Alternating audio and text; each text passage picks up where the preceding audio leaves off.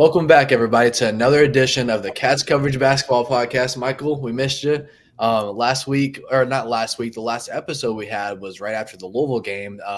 Tannen, he helped cover our women's basketball team just out of the bullpen with about an hour notice, and that's on me. I gave him about an hour notice, and he said, "Yep, I'll step up." He said, "I'll fill in for the Michael Epps," and so he stepped up. Michael, we definitely missed you. Tannen did great, but Michael, we just got this chemistry going.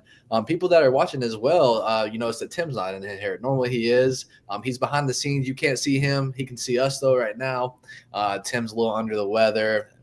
It's that time of the year. I think Michael, we were just before we got on, you were talking about fighting some stuff. I was fighting a little stuff, nothing major like Tim is going through. It seems like right now. Michael, with all the weather and stuff, I think you went to Michigan the last time I talked to you. I just talked to you the other day. You went to Florida. How's Christmas and everything? I guess post New York trip to Ohio State. How's everything been for you? Yeah, it was great. I had Thanksgiving and New Year's off, so I wanted to take Christmas off so that Jordan and Colby could go home, see their families. So I worked here Christmas, so I went home the week before Christmas, worked Christmas, and I got kicked on my you-know-what by a little sinus infection. Same thing that Timo's battling now, but, his is worse. But mine was kicking my butt. I was wrecked for a few days that week of Christmas. And then I said, screw it, I'm going to Key West, and just went down. And my older brother was already going down there for a trip. And I just said, screw it, I'm going. Booked the flight. And it was great, man, down there for like 3-4 days for New Year's. New Year's Eve night was pretty crazy on Duval Street. If anyone's been there, then Sloppy Joe's and Rick's and crazy bars down there. So, it was a good time. Came back and then covered that Florida game. That was crazy at Rupp and getting back in the swing of things, man. Michael, so kind of to go back, so we're recording, it's Wednesday night, the night after Georgia's loss, but we've got to recap the Florida and Georgia game both because we didn't get to record after the Florida game. Now we're at the point of the season where games are a couple days apart, thankfully. I like it, but 3-4 days apart, game, with our busy schedules, it's hard to kind of get where I think we might have to switch to maybe 2 games apart. We'll see what we can make work. But anyways, with that being said, we've got to talk about Florida, that awesome day in Rupp Arena last Saturday. 11 a.m. tip-off, first time in Kentucky basketball history, the earliest tip-off in program history, hosting 6th-ranked, 13-0 undefeated, the Florida Gators. I don't know if many people remember, but, Todd Golden, he was on that far list of Kentucky basketball and coaching names there in that search. Like 12th or just a short list of didn't really have any chance, but I just remember seeing his name a couple times. And they come in the 3rd highest rated team ever to come into Kentucky into Rupp Arena, ranked 6, and Kentucky just put on a stellar performance, an offensive clinic, finished 106 points as a team behind Kobe Brea's 7 3-pointers. I think he even started off like 6 for 7. He finished at 7 for 9. Career high in points, career high in 3-pointers. An absolute fun day, an early day in Rupp Arena. But Michael, you were there. I saw you down there on the baseline. I was there as well. That place was nuts. Completely full before lunch on a Saturday. Having breakfast with your Kentucky Wildcats is pretty nice.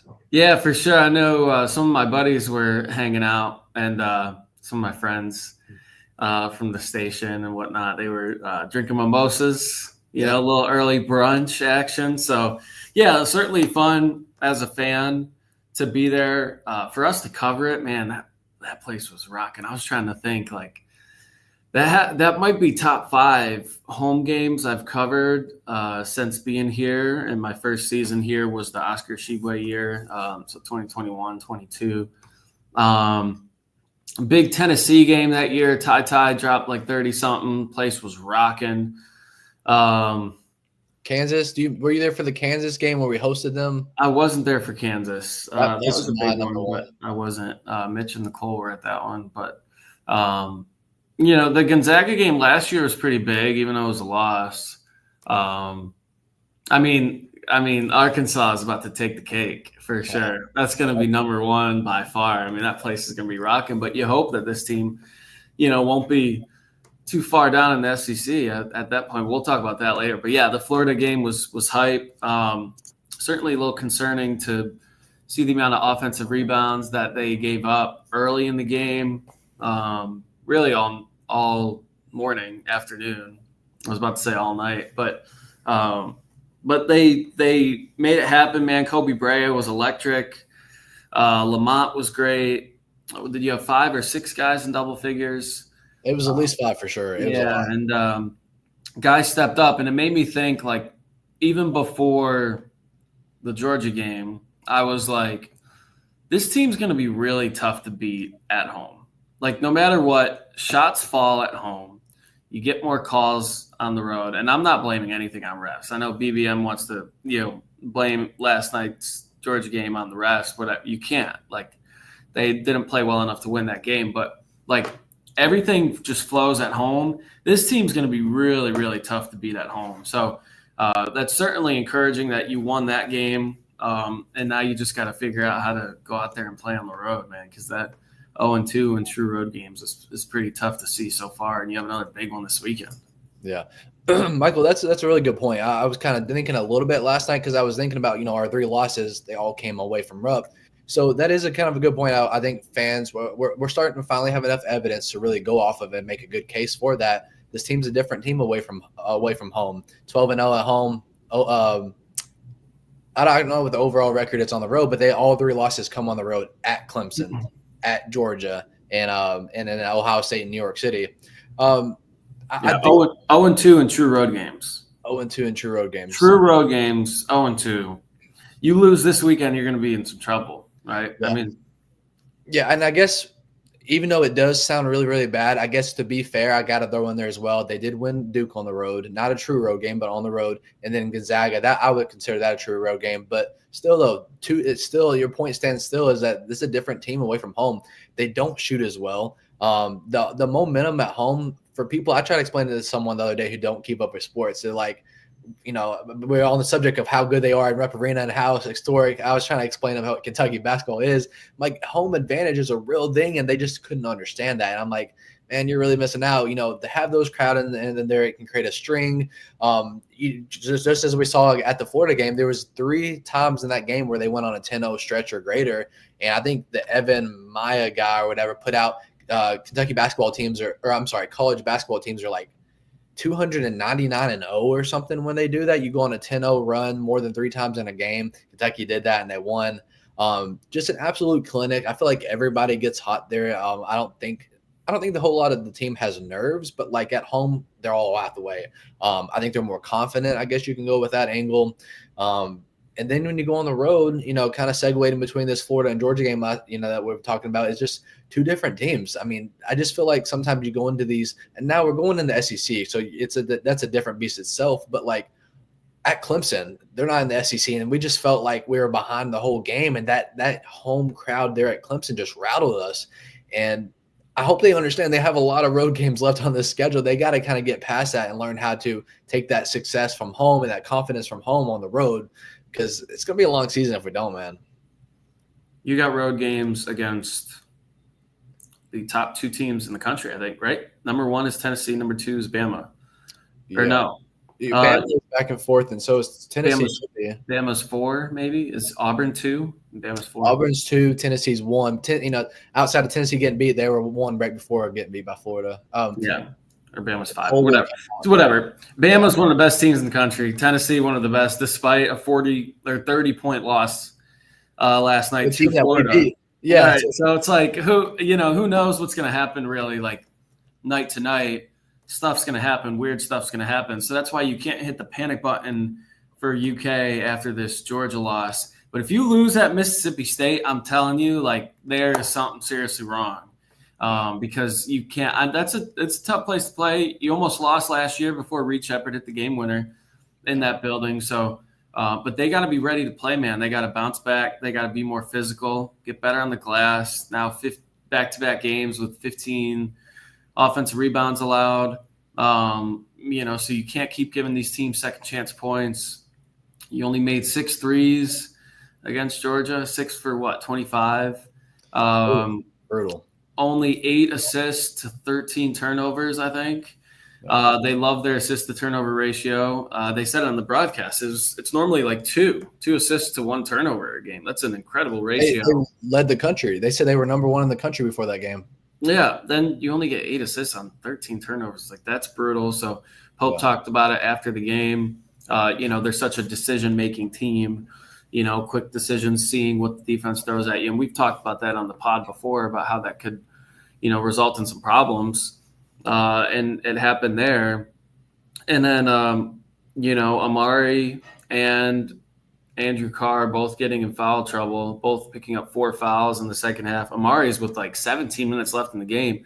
But you got to credit Brandon Garrison. I mean, BG stepped up. He really did. He played well. 13 points, I think. And Talking about Georgia game, right? yeah, Georgia game. Yeah, that's yeah, what I'm. he had I know he had his career high minutes and points. I think he had 13. It was double digits. I'm trying to pull that up real quick. Brandon Garrison. I know we're bouncing back between Florida and Georgia. I'm talking more about Georgia because really, like, that Florida win was great, and that's going to be a huge win in March, right? Like, resume, Florida could be, top 4 team in the SEC and could be a top 4 seed. So that's going to be a great resume win. But as I said, like, I'm not worried about the Cats at home. Like, those shots are going to fall. But you worry, like, is Kobe Brea a home player? Like, is he only going to hit shots at home? Like, is Ansley going to do anything on the road? Are these, you got Lamont, and we've talked about this. You got Lamont, you got, Amari, AC, Ortega. And Ortega. But, like, where's Jackson Robinson? Like, again, just didn't show up. So is he only a home player?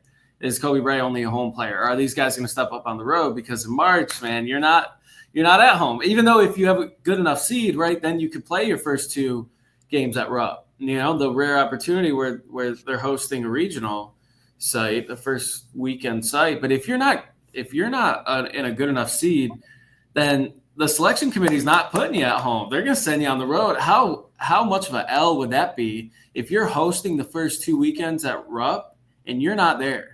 Yeah. Like, you got to go on the road. Like, I don't know how that works as far as the selection committee. And obviously they would love to put Kentucky there at home, but it's not a given. If you lose a bunch of SEC games and you're like a bubble team, like, I don't know if they'll give you that luxury. I thought they couldn't. Like, I actually don't know. I thought someone said it's a rule, like, you can't play. Like, Kentucky couldn't play home if they had a site in Rupp. Like, past the first, like, I don't know. I actually don't know. I might be wrong. I'm not too sure. But, dude, Jackson Robinson not showing up. I mean, I'm not sure how many points off the top of my head. I don't have the box sheet.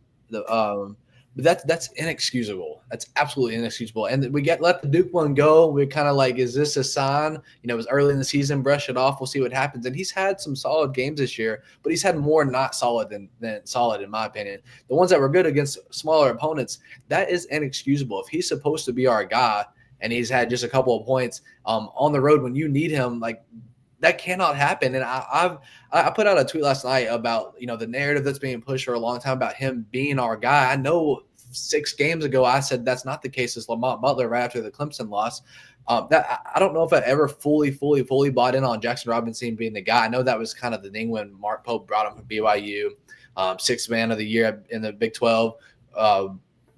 But he's got to do something if he wants to. He's a starter on this team. He's earned that position to be out on the floor. Mark Pope just took up for him on his weekly radio show, saying the upside is with him out there. He's good on and off the bench.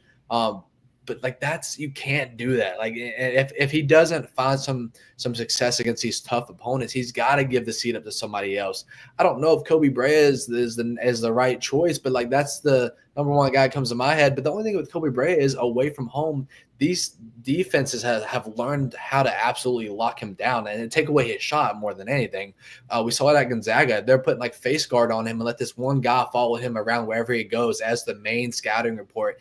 And when Kobe Brea can't get a shot off, he's gotten a little bit better creating them in the last few games because he's had no choice. But like, these teams have learned how to stop him. And when they do, you take away that scoring, and then on the other hand, you rely on Jackson Robinson to score, and he doesn't score. It's up to Lamont Butler and Ortega Owe to do this stuff, and Lamont Butler's fighting his butt off to get you his 18 to 20 points a game. That's his ceiling, the 18, 20 points. He's been doing it. Ortega Owe gets you double digits in every single game this season. He's got 12 but that's not enough. You can't have those two, because then when Jackson Robinson's not scoring, your big man, the next guy up is Andrew Carr. He had like 4 points and 4 fouls the last time I checked. Like, he didn't have a whole lot of points either. It's a must. It's a must. Jackson Robson's got to start doing something, or we got to kind of alter that a little bit. I hear you, man. You're spitting. You're spitting right now for sure. But like pull up the receipts. The last pod, I was like, Jackson, where you at?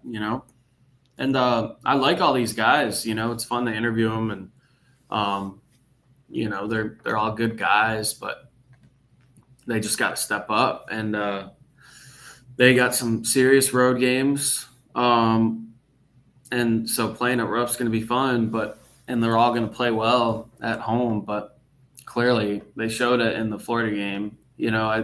What's the toughest home game you got? Tennessee's here. Yeah, it's going to be Tennessee. Bama. Arkansas is going to be hard in itself. Not really the opponent. If that was a neutral site, I felt a lot better. But that game's going to be hard enough no matter what. It's going to be treated just like a rivalry game, no matter if the team's good or bad on both sides. Good. Yeah. And then Bama. Yeah, Bama. And Auburn, right? Auburn. Yes, Auburn's up here. We don't go to Auburn this year. They come up here. So that's going to be – Auburn's going to be tough. That one's going to be chaotic. That will be tough next week on Tuesday.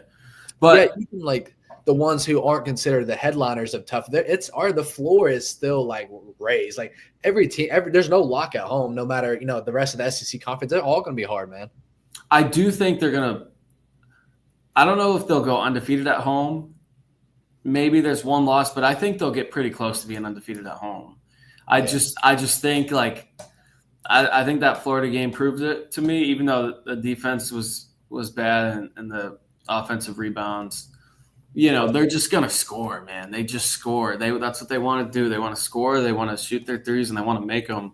They want to play fast, and they're just not doing it on the road. But they're going to do it at home. Like, they could beat Tennessee at home.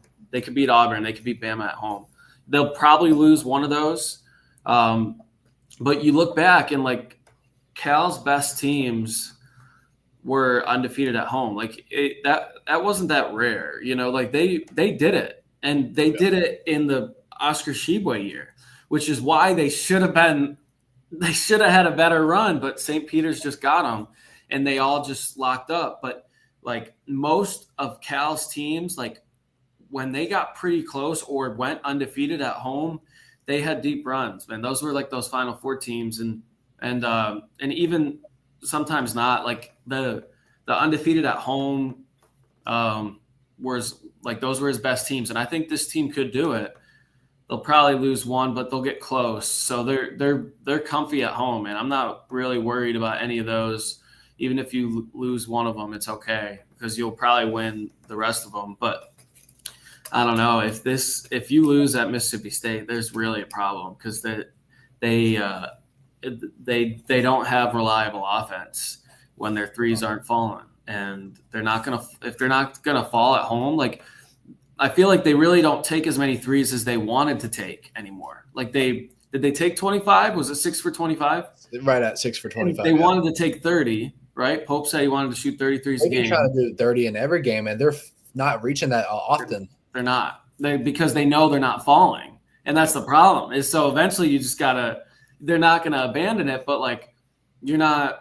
That's not the primary. Now they're just trying to get inside. Lamont does a lot just on his own. He's just getting to the cup. I felt bad for him on the one that he slipped at Georgia last night because he was right there, and that really should have been a bucket and a foul, and that would have helped because that was at one of the big moments there in the second half.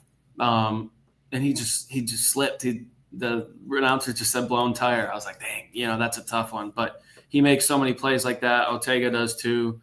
Ortega can't shoot, really. That's a problem too. He hasn't hit his threes. He's hit some at home, but not consistently. Not on the road. Yeah. So if Jackson and Kobe Rea are just gonna be, home players, and you're not gonna hit threes on the road, this could get ugly. So I hope it doesn't. I don't want to hit the panic button yet. But if they do lose at Mississippi State, then I think there's a real cause to hit the panic button there. I actually really agree with that. I wouldn't hit the panic button yet. This team, they could be in a worse position. They've got some good wins under their belt. But yeah, if you lose at Mississippi State, then that's when it's really concerned because it's going to be hard. You're not going to go in there and win by 15. It's going to be a tough fought win, but you're better than Mississippi State.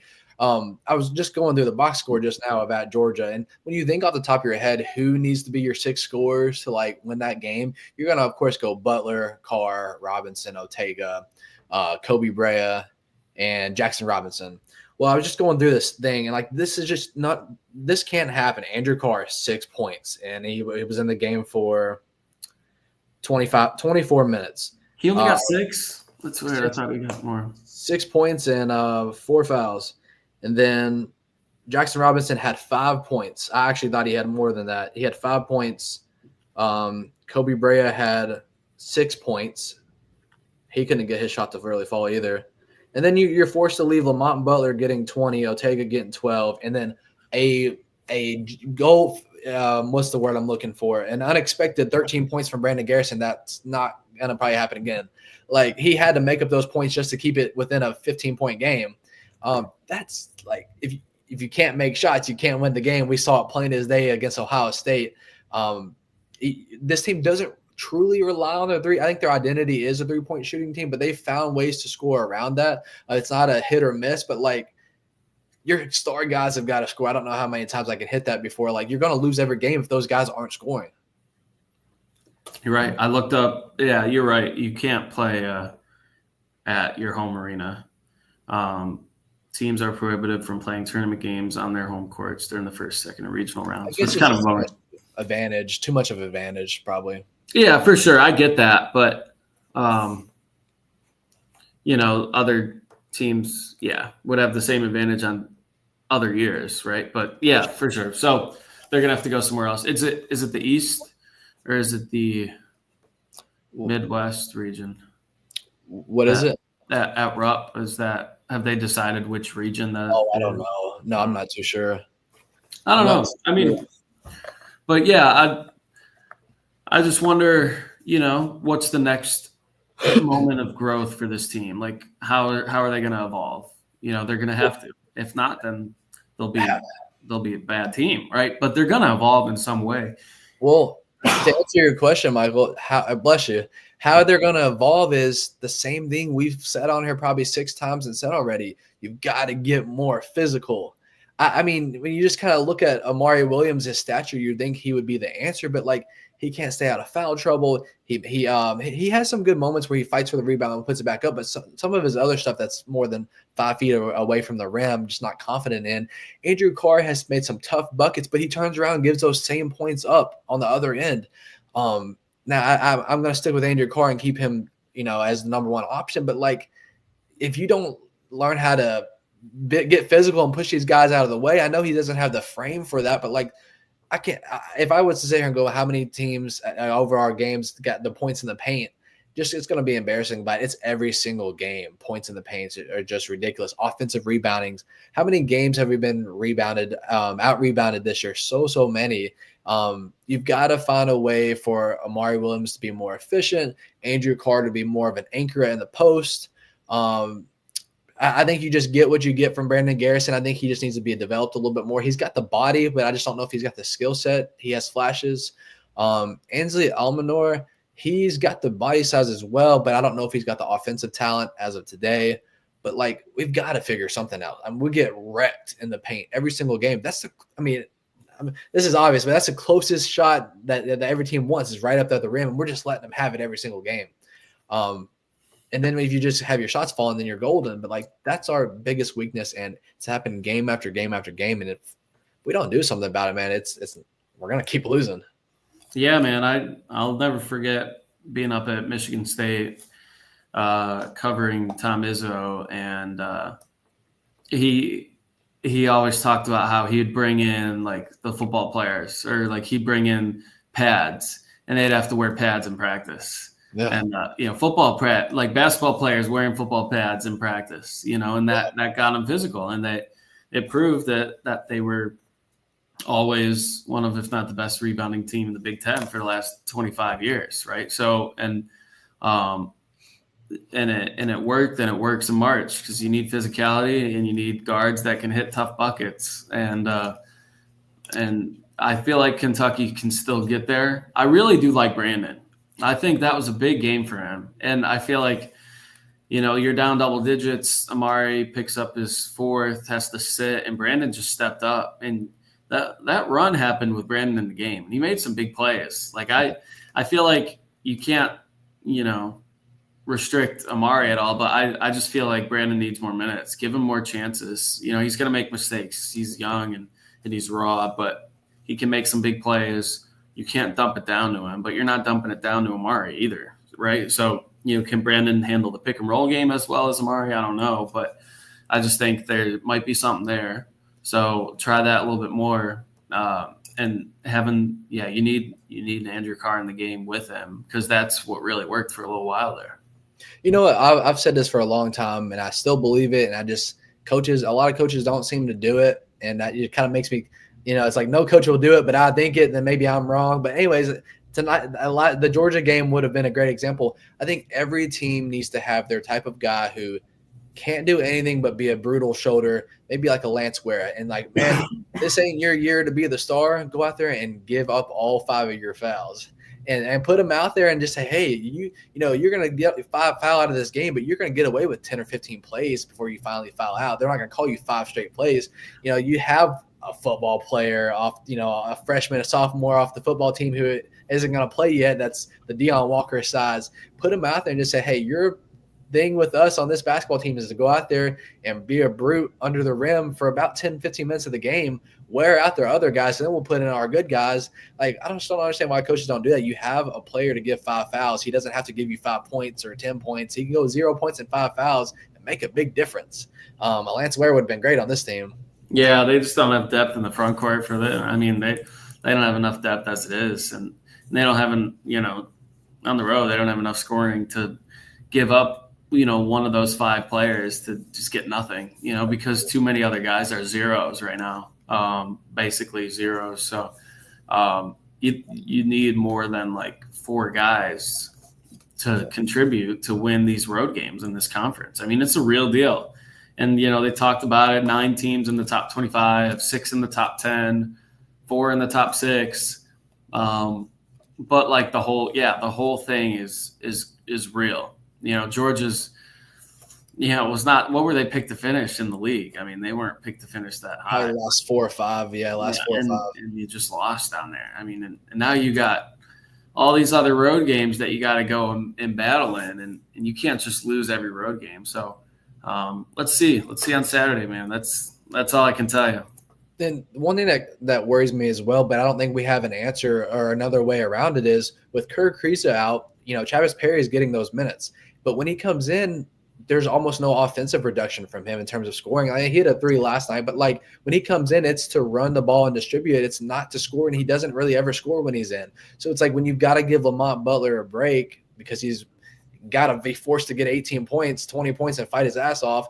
Travis Perry comes in, it's just really – okay, well, we got 4 guys left to score because Travis Perry's probably not going to score you any points. He hasn't yet, besides that one open 3. So that's the thing that concerns me. And they put Colin Chandler in to give him some breaks to the guys. But when he comes in, it's the same thing. He doesn't score. I mean, he's not good enough to score at this point in time.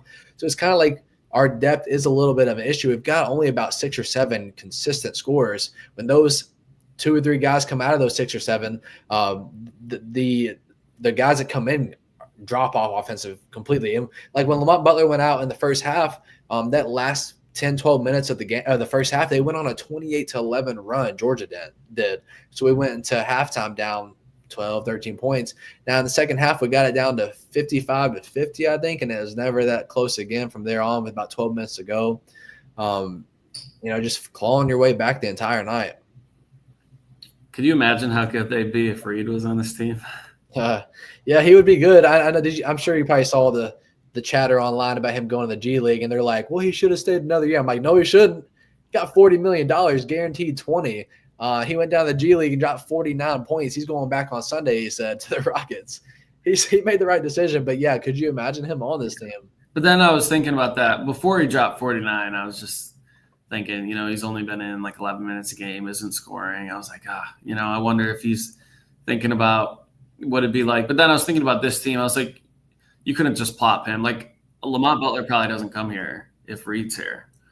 Yeah. Like we need him. Lamont's the point guard, and obviously you're still going to pick Reed over Lamont Butler, but like, you can't just like plop Reed on this team in a hypothetical. It's like you'd have to lose someone, and like, or could you have started Lamont and Reed, but then like Jackson would have to come off the bench because Ortega and then AC and Amari. But yeah, it's just a funny little hypothetical. But no, I think this team will be all right. But I just wonder what the next move is, man. What's your thoughts on actually, I'll give you a little preface and then let you have it.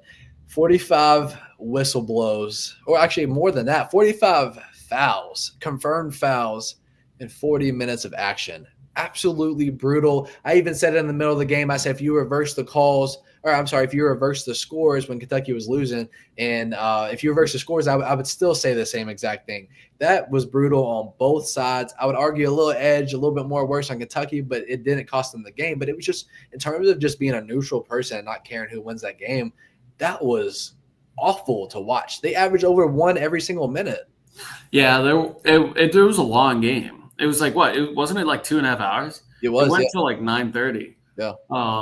That's a long game, but I won't blame the loss on the refs. I just won't do it. Like you guys just weren't good enough to win that game, and like the refs didn't lose you the game. Some fans will say that, but yeah, I hate the Super Bowl thing.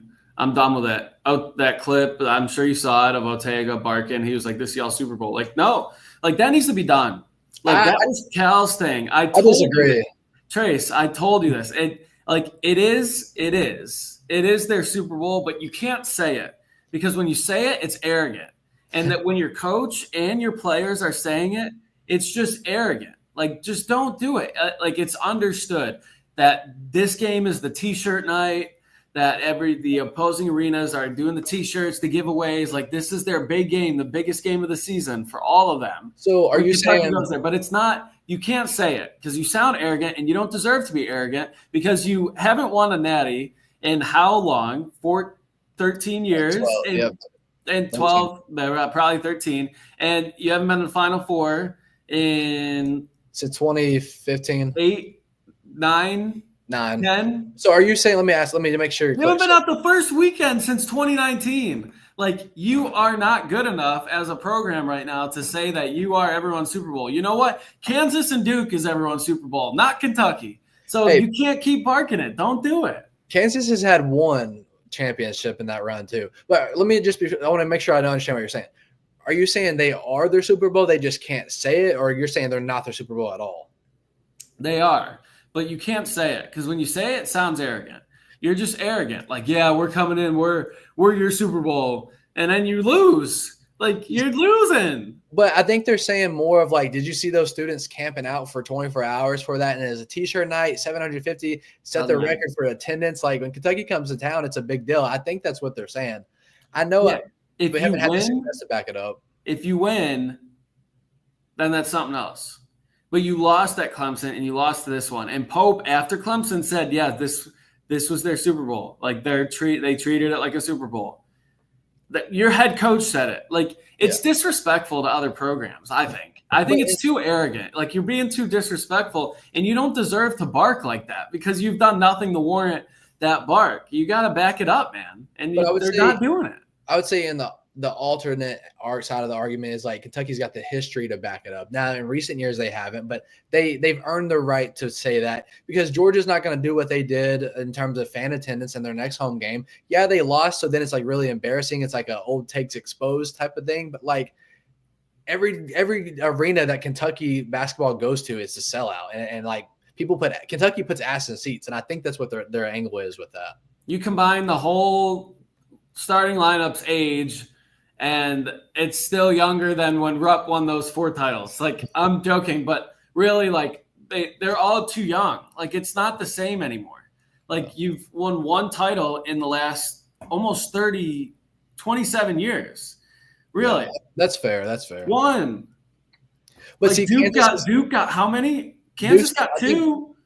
Duke got how many? 5? North Carolina got 3, 4. Like, you're not the Super Bowl. You're not the number 1 opponent anymore. You're not the number 1 in college basketball. Like, you're not. And you could say this all-time wins record with you got you and Kansas like battling every couple weeks or whatever. Like that doesn't matter anymore. These kids, they don't care. Like, yeah, they know it's Kentucky, but like they're coming out and just beating you on their home floors. Like you can come into their arenas and you're not coming out with wins anymore.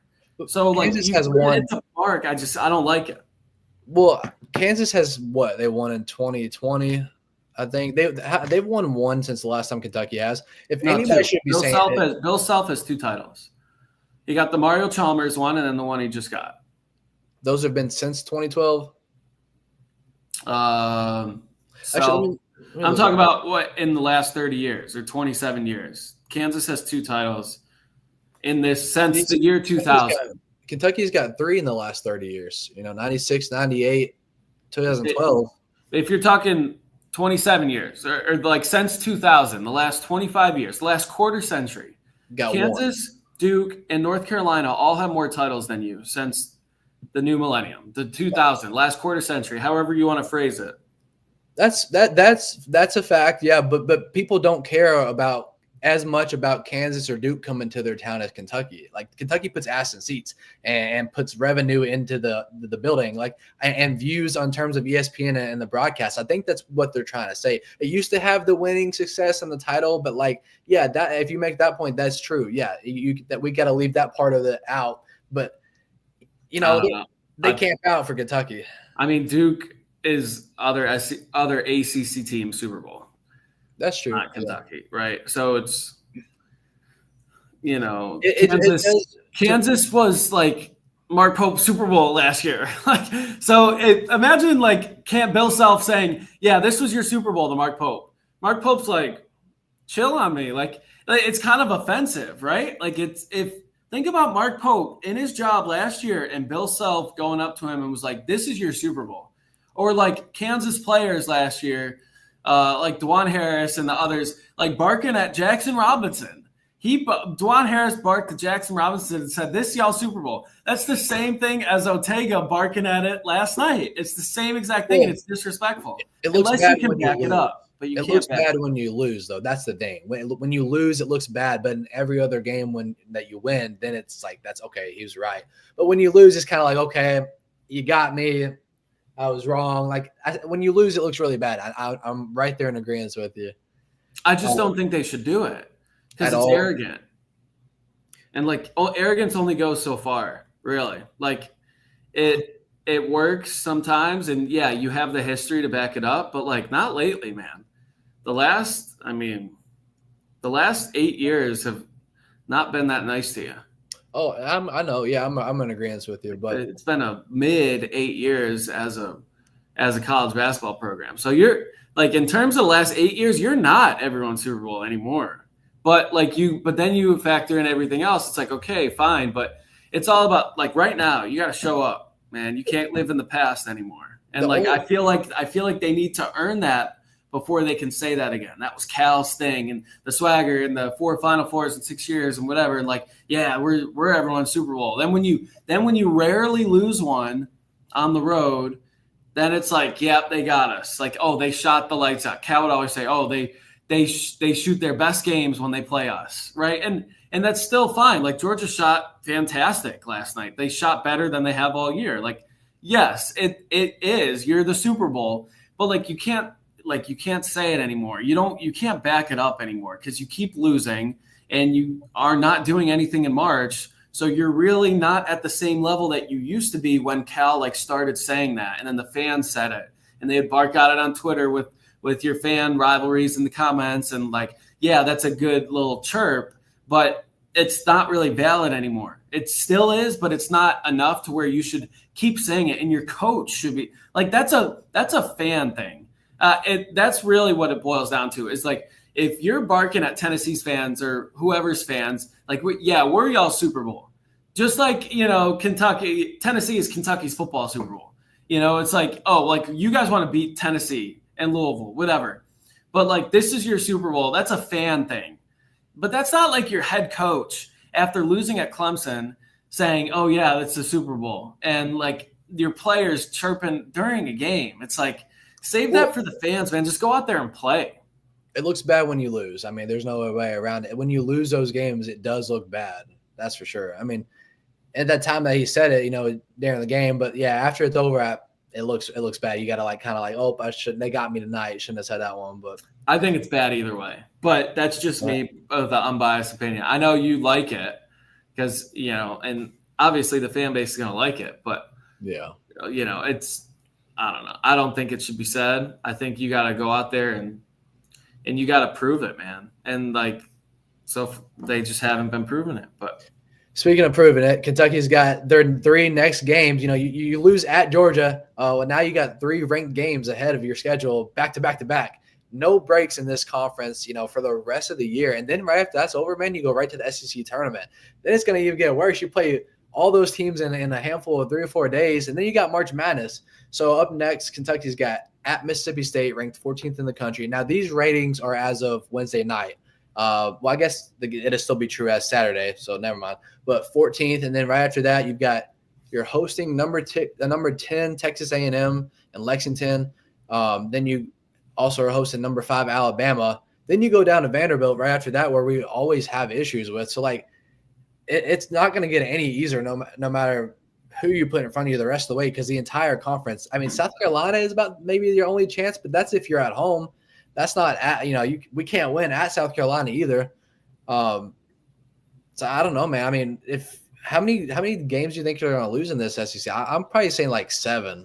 Dude, this game Saturday is gonna be tough. I'm not trying to get mad. I'm sorry for yelling, but seriously, look, on Saturday, I'll bring this up. Then I'm done. I won't bring it up anymore. On Saturday, if there's a clip of somebody saying "We're y'all Super Bowl" at Mississippi State, how are you gonna feel? Yeah, well, they can't. They not after a loss. You can't say after a loss. Yeah, isn't it the same thing? But they won't do it. But your last true road game was a loss at Clemson, and then you did it again. Yeah, they're at Georgia and lost. So you did it after a loss, right? But part of it's the crowd. I mean, did you see the crowd there? Absolutely packed. They don't watch the next game. They will not be that way. What? The thing is, Mississippi State's gonna be packed. Oh, you're talking about the next game, the next opponent. Yeah. I'm just saying. I guess the ultimate thing there is when you lose, it's kind of you just beat yourself. It's you can't say that. It looks so awful when you lose. But if you won, I think it remains true. But do you think it's arrogant? Do you think it's arrogant? Yeah, but they earned it. And not this team, but the last 100 years of college basketball. But I'm biased as well. I understand where I'm coming from, and you're neutral. I'm biased, so I understand why we don't agree on that topic. Do you admit the last 8 years you haven't earned it? Yeah, for sure. Yeah, no, that's definitely. I mean, the last 4 years, if you just take that, those were not even reaching of earning it, not even close. Without a question, they haven't in the last 8 years. But I guess if you got something to hang your hat on in terms of okay, we've had 100 years of pretty dominant basketball. I mean, the only people that can say it in recent success would really only be UConn. I mean, if UConn's earned it in the last 25 years, they've won 5 titles. But for some reason, they just don't. I don't know. In the last 8 years, let's see. So you have UConn that won 2. Kansas, Baylor, Virginia, Villanova, North Carolina, Duke, UConn in 2014. So in the last decade, or we'll just say last 8 years, so you have 2 from Villanova. They earned it. North Carolina's earned it. UConn, Kansas, and I still think Duke. They consistently go to Final Fours in the last 8 years. They've been the 2 Final Four, maybe 3 Final Fours. So, so Kentucky's not even in the top 6 of do you earn this? Do you earn saying that? Which, again, it's an irrelevant argument that we're having. We're just doing it to pass time. But I think I think it might be a deeper issue. At least it definitely was before Cal left. It was showing a deeper issue of this arrogance and false confidence that you really are something and you're not. And that was Cal all the way till the end. And they couldn't deliver when it mattered.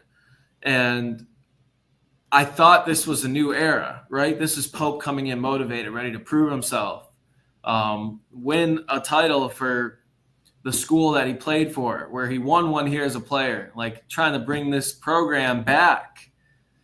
Yeah. Right there, trying to bring this program back. So, meaning not there right now, but you're still saying you're their Super Bowl. Like you're the Super Bowl, you're the number one, but you're trying to bring the program back to that, but you're still saying that you are it now. I feel like and maybe it's a deeper issue that like Kentucky basketball just isn't what it used to be, and it can still certainly get back there, right? But it's gonna take some more work, more physicality, you got to be more gritty, more tough. Just wearing Kentucky, like that uniform's nice, and you're always ranked high, and you always get the love, and always on TV and this and that. Like you're Kentucky, yeah, I get it, but like you got to earn it, or else you're gonna keep coming up empty in March, and that's just where I kind of just alert you guys, like there might be a deeper issue there, and if you just fix it, like just. On the court, not Super Bowl. Off the court are. I guess that's kind of the thing. Like on the court, we haven't been their Super Bowl. The last few years have been awful, but off the court, in terms of everything else that comes to college basketball, that's got to be what they're factoring into it. I mean, sure. But isn't what on the court is what matters? Oh, for sure, yeah. But it's the other teams. The other teams don't have the off the court though. Sure, but I'm just saying, just focus on the court stuff. Because that's what you got to do. You got to get back. You got to get back to winning in March, and like that's what it takes. That's a fair point. You got to be gritty, right? Like UConn reset. They got Hurley. They had their run. They had two different natties since 2000 with two different coaches, right? And then they still reset. And now they've won 3 championships, not 4, with 3 different head coaches. Like they reset. That's a program that has it going on. But see, Kentucky's got 5 or 6 coaches all the time. Like you can't. It's something that we can't just forget about. Like but I'm talking about just recent. Like recent. Like that's all that really matters. Like at the end of the day, we're talking about now, and like who has momentum. Like as a program, like Kentucky's momentum as a program has stuttered, but then it came back with Pope. Yeah. He brought in fresh life, right? And then got big wins, Duke and Gonzaga. It's like, all right, fresh wins. Like, wow, this is really happening.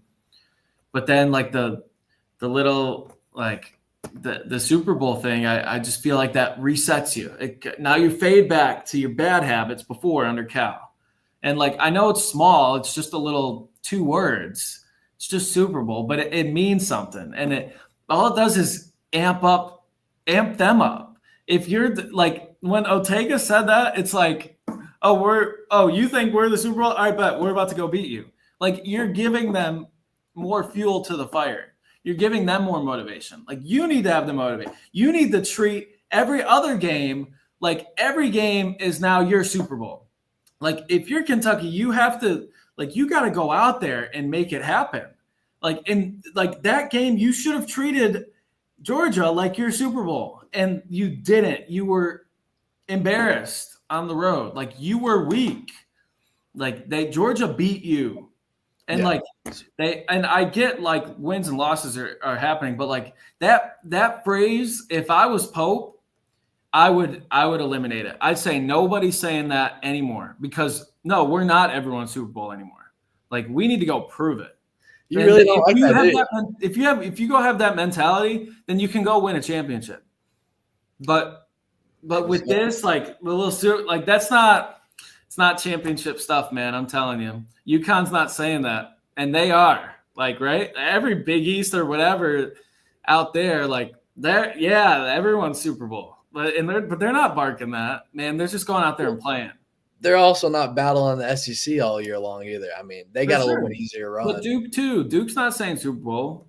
They're in the ACC though. ACC ain't. It used to be good. I mean, ACC, at one point in time. Yeah, it's not as good as the SEC this year, but the ACC is way better overall. It has been for long time, right? Yeah. So forever, really. Like the SEC's never been as good as it is now.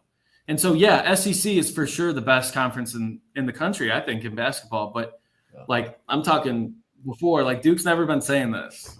Yeah. So I know it's a weird tangent, and maybe I'm crazy, and that all these fans out here and our Cats coverage viewers, please hit me up. Like, hit me up. Go on Twitter. Go on anything. Do at Michael Epps TV, at Trace Terrell, and give your thoughts. Tell me if I'm wrong. But I'm actually in agreement on the court. I'm in agreement with you on the court. I really am. But so give a poll. You could do a poll on Cats coverage because you guys have a ton of followers. Just do a poll and say, should UK abolish the Super Bowl phrase? ?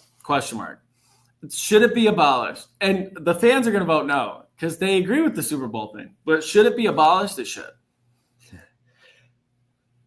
Okay, you've got some passion behind it. I like it. It's a boring podcast is when people agree with each other the whole time. I like it. I would love Tim if we had Tim on here. Well, I guess he'd probably be, he's a Kentucky fan too. So so I guess I'm coming from a bias angle. But anyways, I wonder what Tim thinks. Yeah, he's probably gonna agree with you, but he might agree with me. Yeah, I'm good. Kind of wrapping up. I mean, we're just hitting the same horn of why we keep losing. Those 3 losses have been shots have not fallen. You get out physical, out rebounded. It's the same exact thing every single time. Like other teams watching us, they will go back and watch that WKU game. They'll go watch that Clemson game, and they'll milk in the Ohio State game. And this is how you beat Kentucky. And until Kentucky learns how to play differently and avoid that and not get exposed in those ways, they're gonna keep losing.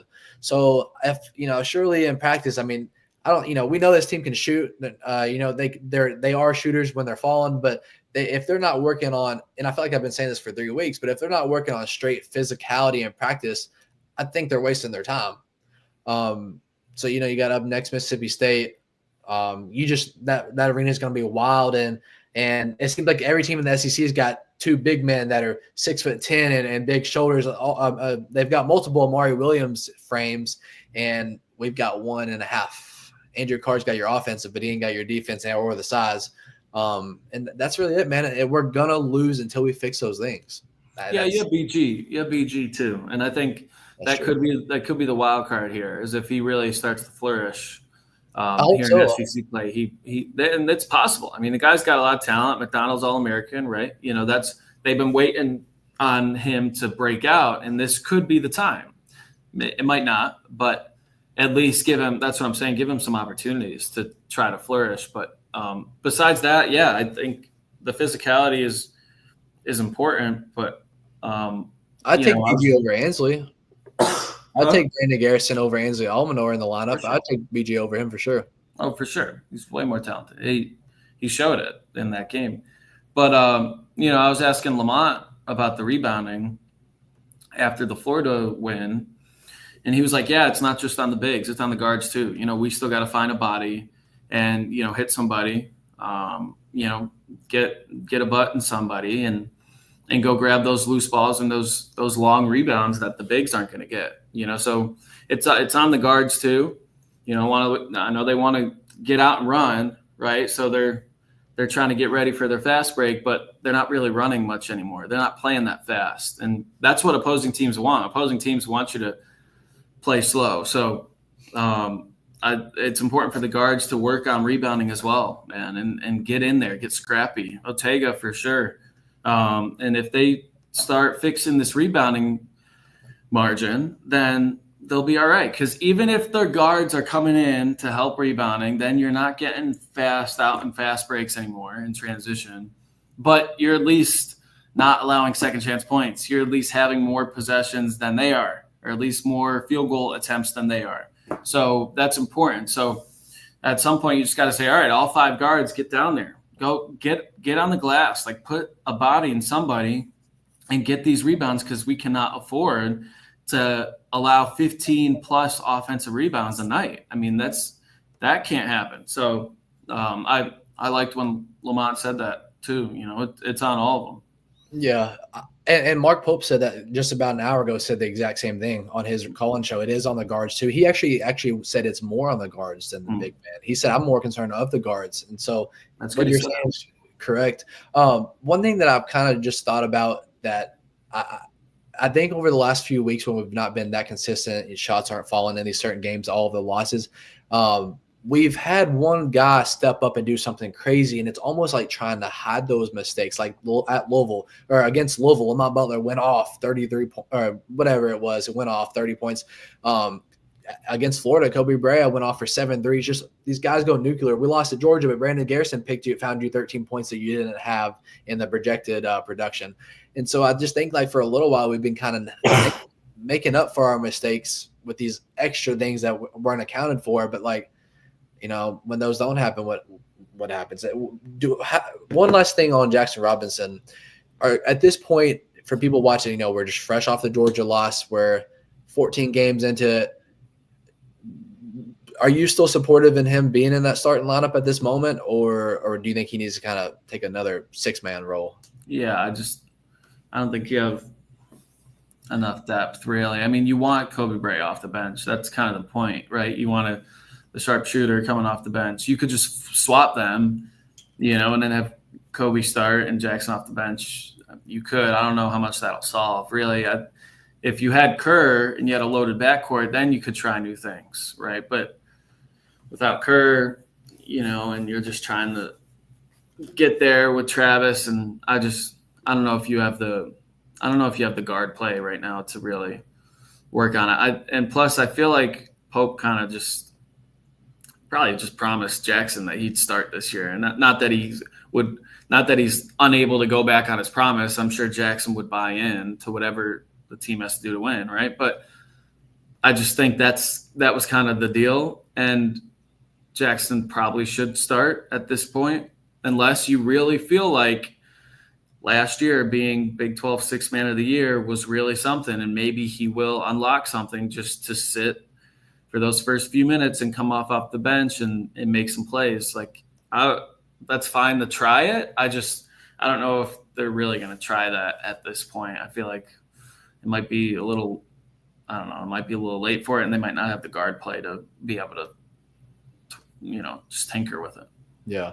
I guess the happy medium of that argument there would to give him a little bit less of a leash, maybe.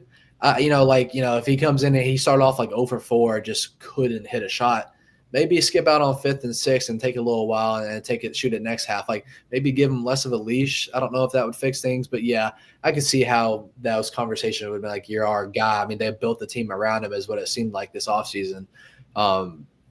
So maybe that's the happy medium. I don't know. But, yeah, because he was getting that 2nd-round pick buzz, and it's like, no. Talk about someone who's really hurt their draft stock coming back. I mean, I don't think he was going to get picked. He was late 2nd round. And he had that buzz, but like he could have got a little overseas contract, a couple $100,000. But like, yeah, he's probably making all right here. But those are multi-year deals. Well, he's just skinny. He's got to add weight. He's got to get stronger. Got to get more physical. He should be making more plays off the dribble. And if he's not hitting those threes, like he's getting like wide open looks that just aren't falling. Like he had a wide open look in the Georgia game. I think maybe it might have been the first half, that right wing, and it was just wide open and he airballed it, I think. And, one thing that he also needs to have is his confidence. That I was super, super close to him at that Ohio State game and in a couple of the home games, and like it could be me overanalyzing it very well. That's what this whole world of media sometimes is, but like he does look like he's going through it. And a couple of comments that Mark Pope has said in his radio things and his opportunities is like he's battling other things off the court in terms of like mindset and things in your head. He's probably one of those more internal guys that thinks a lot, but like he doesn't look happy out on the court at all. I mean, unless he hits a good shot, he's always like shoulders falling over, dragging feet a little bit. Like he looks like something's bothering him. I don't know what that is because you're playing all these minutes, but like when he gets in a slump, I think he has a very, very tall hill to come up out of that he doesn't hardly ever in those games. Yeah, he's in a really long slump, but I feel like he can break out of it because like he's a tough shot maker. Like he makes tough shots. He might be missing these wide open threes, but he also he can make some tough shots, difficult shots, and I feel like that'll come around for him. The open ones will fall, and I think he really just needs like a good week. He needs like back-to-back really nice, like 15-point games. And then I think he could really catch a stride. So I'm not ready to give up on him. I think he should stay where he's at. I think he should keep starting, and I think he'll find his groove. It's just a matter of, will that just be at home, or can he do it on the road? So I think next week might be really big for him. Hopefully he has a good one on Saturday at Mississippi State, but then next week, home for A&M, home for Bama. If he could have a couple good 15-plus in each of those games, maybe he builds some momentum and builds that confidence that you're talking about. You never know. This is going to sound really hypocritical, but you never know. What if he has one of these road games where he has a night where it's him doing the Lamont Butler things and drops 20 early, and that's everything that he needs for the rest of the year. That's his confidence, and he's like, okay, I could do it. I can do it at Kentucky. I can do it in the SEC. I can do it on this level. It's not in the at BYU anymore. I can do it on the mainstream. So maybe he needs that. Maybe that's what's going to happen. Who knows? I mean, he'll find one of these 20-point games on the road against a tough opponent in a crazy environment. Like, that's the confidence he needs, and we see it flip from there. I mean, you remember that Justin Edwards game at Tennessee last year? That was the last game of the regular season, but like Justin Edwards had like a day and down in whatever that arena is called, sponsored by like Kmart, the Boiling Arena Food Center, whatever that place is called now. Thompson Bowling Arena. What is that? Yeah, it's Food City, right? Something like that. But anyways, I know it was the last minute of the season, but Justin Edwards had him. What if Robinson has that game somewhere here soon? Hopefully. I mean, you got to do something, but yeah. Anyways, Kentucky is now 12-2, 12-3 overall, 1-1 in the SEC. It's the beginning of January right now. I can't wait to see where this team goes. I'm still confident. They're still trying to fix their weaknesses and put some Band-Aids on some things now. Just hoping to get a little bit more healthy. I know the team was battling some sickness this week. Kobe Bray was a game-time decision. They said that he had like a cold or something. Still went out and played. I'm sure I'll have those. Like we had talked about at the beginning, that's everybody's battling that, I'm sure. That's why Tim's battling the cold. He's sidelined for this game too. So either way, but Michael, that's about all as much as we could probably hit on Georgia and Florida, right on the line, Georgia-Florida line.